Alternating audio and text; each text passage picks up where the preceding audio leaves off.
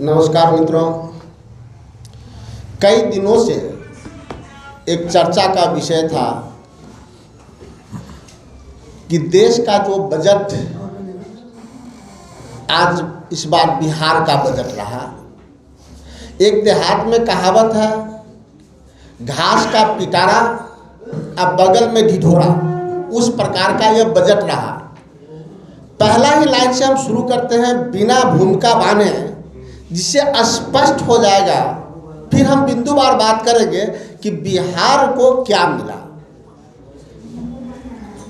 इस बजट पे कल ही हमारे प्रदेश अध्यक्ष डॉक्टर अखिलेश प्रसाद सिंह जी ने राज्यसभा में उन सभी बिंदुओं को छुआ, चाहे कृषि का हो, सड़क का हो, उद्योग का हो, पलायन का हो, शिक्षा का हो, स्वास्थ्य का हो, इंफ्रास्ट्रक्चर का हो। सभी विषयों पर उन्होंने विस्तार से अपनी बात रखी है, सरकार से जवाब मांगा है। लेकिन मुझे लगता है कि सरकार जवाब नहीं देगा। कुछ बिंदुओं पे हम लोग आज आपसे बात कर रहे हैं, कुछ बिंदु पे हम बात करेंगे, कुछ बिंदु पर आदरणीय आनंद माधव जी बात करेंगे, लेकिन बिंदुवार हम लोग आगे भी बात करेंगे। एक लाइन में मैं कहूँ तो पिछली बार बजट जो बिहार के लिए आवंटित था 2024-25 में, वो बजट था 58,900 करोड़ रुपया, और इस बार कितना बढ़ाया गया है जिसका अंदाज आपको नहीं होगा कि 2025 से 26 में इसको बढ़ाकर चुनावी साल है तब 59,000 करोड़ किया गया है। यानी कि मात्र 100 करोड़ रुपया का आवंटन अतिरिक्त किया गया है, मात्र 100 करोड़ रुपया। लेकिन बिहार की चर्चा सदन में बार बार करी गई। 100 करोड़ कब? तब जबकि बिहार में 11 लंबित रेल परियोजना है, और उस रेल परियोजना के लिए भी उसी में से 1100 करोड़ रुपया दिया गया है।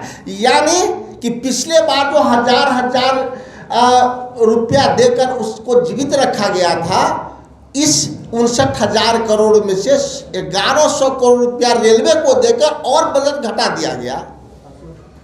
हम कृषि की बात करते हैं। मुझे अच्छा लगा कि आप मखाना बोर्ड की बात किए, लेकिन पटना के बगल में ही जहाँ से गृह राज्य मंत्री हैं हाजीपुर से, वहाँ तक केला है। केला बोर्ड की बात यानी कि बनाना बोर्ड की बात क्यों नहीं किया? आप मुजफ्फरपुर में चले जाएंगे तो लीची प्रोसेसिंग योजना तो है, काम चल रहा है, लेकिन आप लीची बोर्ड की बात क्यों नहीं किए?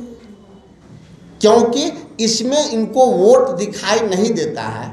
अगर मखाना से 25,000 किसानों का लाभ होता है तो मैं मानता हूँ कि अगर बनाना बोर्ड बने और लीची बोर्ड बने तो कम से कम 10 लाख किसान इससे लाभान्वित होंगे। हम दूसरी ओर जाते हैं कि यहाँ 19 और 20 साल से नीतीश कुमार जी मुख्यमंत्री हैं। कुछ दिन मेरे साथ भी रहे, लेकिन लगातार वो भाजपा के साथ रहे। आप आज भी देखेंगे, चूंकि हम सब इसमें बिहार के हैं, कि आपका किसानी पानी पे आधारित है। क्या हमारे हर खेत को पानी उपलब्ध हुआ है 20 साल में?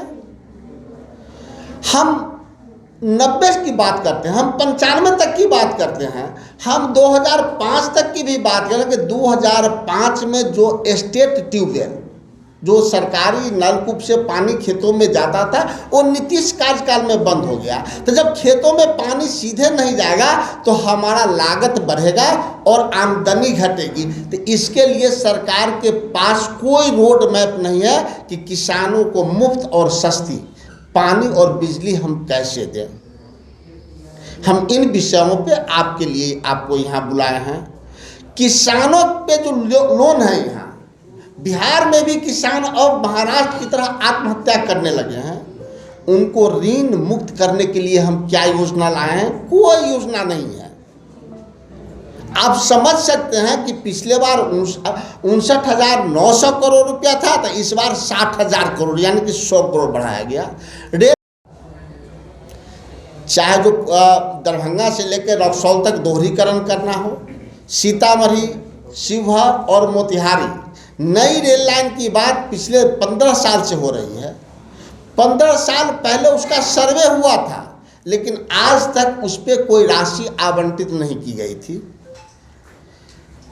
तो सरकार का ये बजट सिर्फ ढिढोरा है, और ढिढोरा इसलिए कि जिस प्रकार से आदरणीय नरेंद्र मोदी जी ने 2015 में आरा के मैदान में बिहार की बोली 125 करोड़ रुपया लगाया था, 1.25 लाख करोड़ रुपया, और उसके बाद नीतीश कुमार जी हर एक दिन अखबार के विज्ञापन से, यानी कि सरकारी विज्ञापन से बताते थे कि नहीं, नरेंद्र मोदी जी झूठ बोलते हैं, मात्र 17,000 करोड़ रुपया वो दिए हैं, बाकी योजना पूरा नहीं है।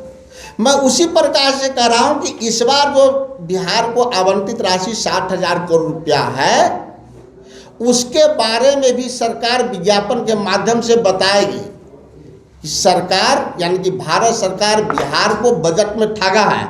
भले ही नीतीश कुमार नहीं बता पाए, लेकिन जब नीतीश कुमार की सरकार जाएगी, अगली बार हमारी सरकार आएगी, तो जरूर हम इसको विषयवार और विभागवार हम बताएंगे आपको कि इस बार भी बिहार को पूर्ण रूपेण ठगा गया है। और इस पे भारतीय जनता पार्टी के नेताओं को आके जवाब देना चाहिए कि क्या 2024, 25 और 25-26 में 100 करोड़ रुपया बढ़ाकर क्या बिहार की वो बेइज्जती किए हैं या अपमानित किए हैं? हमारी आबादी बढ़ रही है, हमारा वोटर बढ़ रहा है। लोकसभा और विधानसभा के चुनाव में आपने महाराष्ट्र में देखा कि 70 लाख वोटर बढ़ गया, और रुपया कितना बढ़ रहा है? तो 100 करोड़ रुपया मात्र। तो इन्हीं विषयों पे आपको हम आमंत्रित किए थे। कई विषयों पर हमारे साथी आनंद माधव जी बात करेंगे, लेकिन बाकी बजट के विषय पर हम बाद में आगे भी बात करेंगे। धन्यवाद राजेश जी।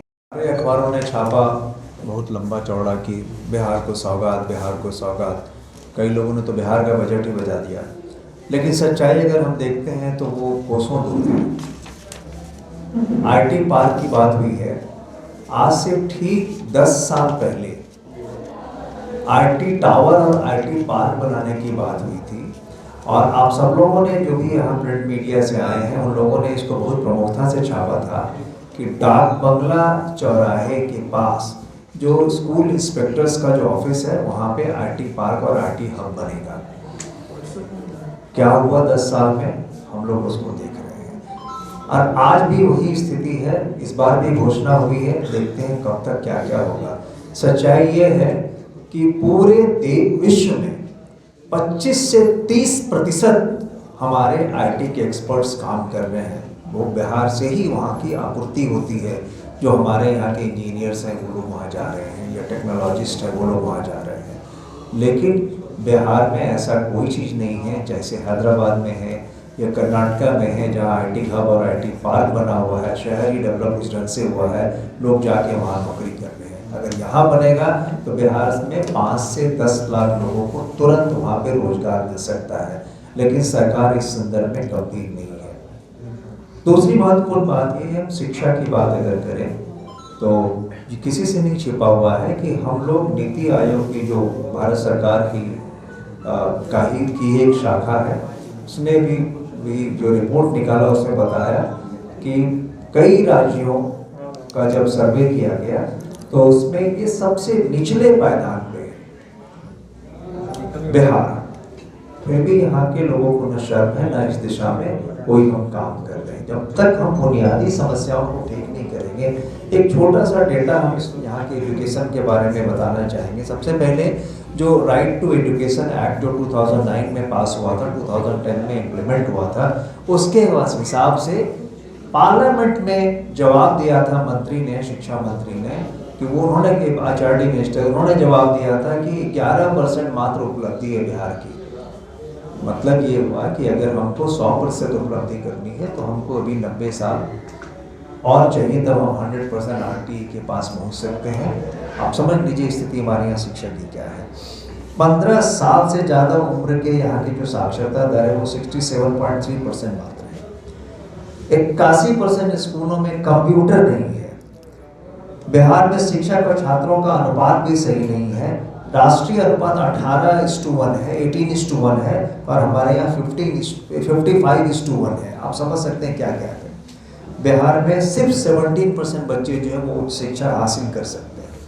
और इसके अलावा कई शिक्षा के और कई मुद्दे हैं जो कि आप खुद भी जानते हैं, इसको बता सकते हैं। लेकिन इस तरह की चीज़ें अब IIT की बात आती है, जब घोषणा किया गया कि IIT पटना में हम सीटों को बढ़ाएंगे।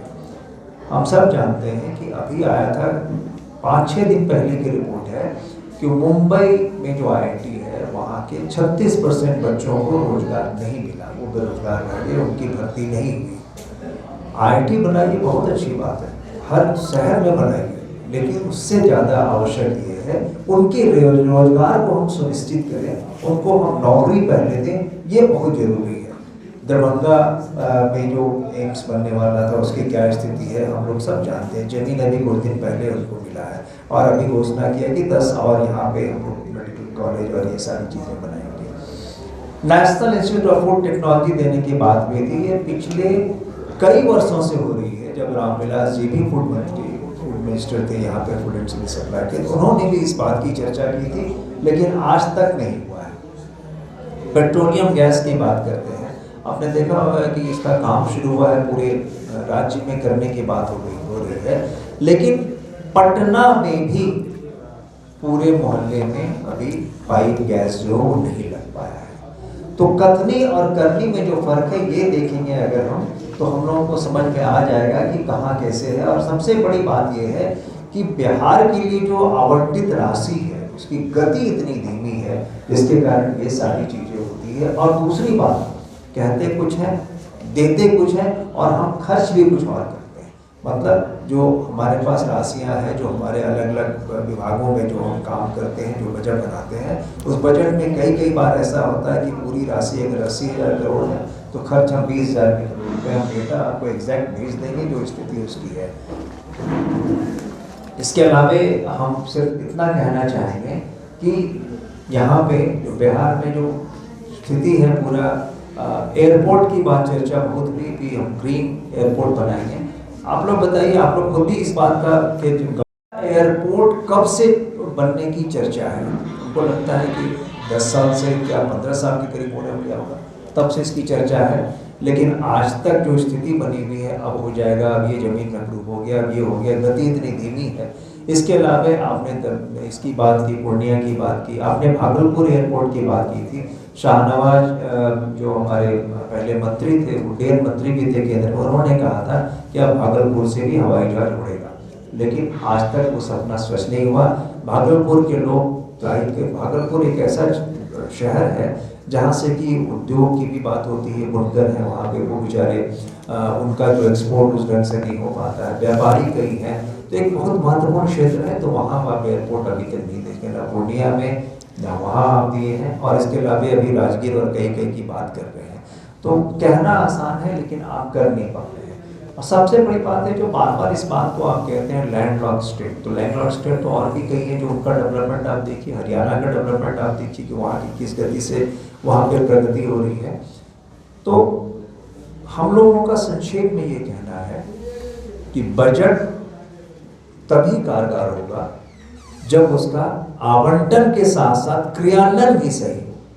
अगर हम एक तो पहले बजट की घोषणा भी, उस पर डिटेलिंग नहीं है, ये भी महत्वपूर्ण चीज़ है कि आपने बजट की बात करते लेकिन उस पर डिटेलिंग नहीं है कि कितना पैसा कब कहाँ कैसे देंगे। ये कर दिया कि हम ये करेंगे, तो वैसे तो होगा नहीं। जनता को आश्वासन सिर्फ दे रहे हैं खोखली दलियों जुमले की बात जो हम लोग करते हैं, वो आज भी पूरे बजट में सिर्फ जुमला ही जुमला दिखेगा, धरातल पे अभी तक नहीं आया है, ना आने की संभावना है। धन्यवाद। एक मिनट और लेंगे आपसे। कृषि के क्षेत्र में हम जब बात करते हैं तो कोल्ड स्टोरेज की भी बातें आती हैं। हम गुजरात में देखते हैं तो वहाँ 1000 कोल्ड स्टोरेज हैं। हम उत्तर प्रदेश में जाते हैं तो सरकारी आंकड़े हैं तो वहाँ 2500 कोल्ड स्टोरेज हैं, और बिहार में आते हैं तो मात्र 313 कोल्ड स्टोरेज हैं। हम उसके आगे भी जाते हैं, बिहार में कई योजना लौट जाती है भारत सरकार का सिर्फ इसलिए कि राज्य सरकार का अंशदान बढ़ा दिया गया है। पिछली बार सरकार के आंकड़े आए हैं कि लगभग 20,000 करोड़ अंशदान राज्य सरकार को देना था, और इस बार आ गया कि 30,000 करोड़ रुपया अंशदान देना है, जिसके वजह से कई केंद्रीय परियोजना लौट जाता है और पूरा नहीं होता है, अधूरा रह जाता है। दूसरी ओर सरकार की 4 योजना बहुत घोषित है, जिसमें एक बोले हैं दरभंगा एम्स, पटना मेट्रो। 2019 में 4 राज्यों में अलग अलग मेट्रो की शुरुआत की गई, लेकिन उसमें 3 राज्य चल रहा है, बिहार उसमें बाकी है। हम कोसी पुल परियोजना जो 2015 में ही प्रधानमंत्री घोषणा किए थे, जिसमें आप भीमनगर मधेपुरा के भिलाई को जोड़ने वाला सीधे पटना से आसान हो जाएगा, उसकी हालात क्या है। और सबसे बड़ी बात, जिस प्रकार से हम लोग जमुना एक्सप्रेस वे की बात करते थे, उस प्रकार से प्रधानमंत्री जी घोषणा किए थे कि बिहार में गंगा एक्सप्रेस वे बनेगा। ये घोषणा किए थे आज से 5 साल पहले। आज तक सर्वे हुआ है, लेकिन भूमि अधिग्रहण 1 एकड़ तक नहीं किया गया है। तो घोषणा प्रधानमंत्री करते हैं, लेकिन थोड़ा क्रियान्वयन तो करें। धरातल पर उतारा, धरातल पर कैसे उतरेगा जब मात्र कि आप पिछले साल की बजट के अलावा आप 100 करोड़ रुपया मात्र बजट बढ़ाते हैं। 100 करोड़ रुपया में तो आप देखते हैं बड़े लोगों का घर बनता है।